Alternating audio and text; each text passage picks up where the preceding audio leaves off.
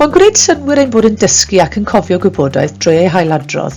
Po fwyaf byddwn ni'n ailadrodd rhywbeth, y gorau y byddwn ni'n ei gofio, ond mae'n bosib lleihau'r nifer o weithiau mae angen i ni ailadrodd rhywbeth mwyn ei gofio, trwy ddefnyddio techneg syml o'r enw Ddysgu Ysbeidiol.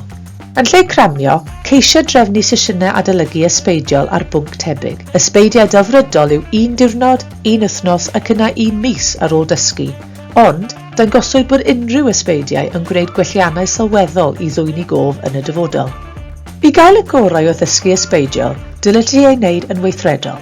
P'un wyt ti'n ei hoffi neu beidio, rydyn ni'n dysgu orau pan fydd yn rhaid i ni weithio'n galed. Felly, mwyn gwneud y gorau o amser astudio, gwna bopeth y gellu di i herio dy hun.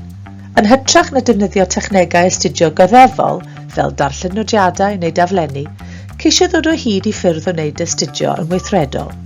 Mae hyn yn golygu dwy'n gwybodaeth i'r cof yn hytrach na'i derbyn.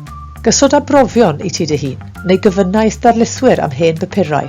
Gweithio mewn grwpiau lle mae pawb yn addysgu ei gilydd am bopeth maen nhw'n ei wybod am bwnc. Ysgrifenna bopeth rwy ti'n ei wybod am faes pwnc cyn y ti fynd ati i'w adolygu.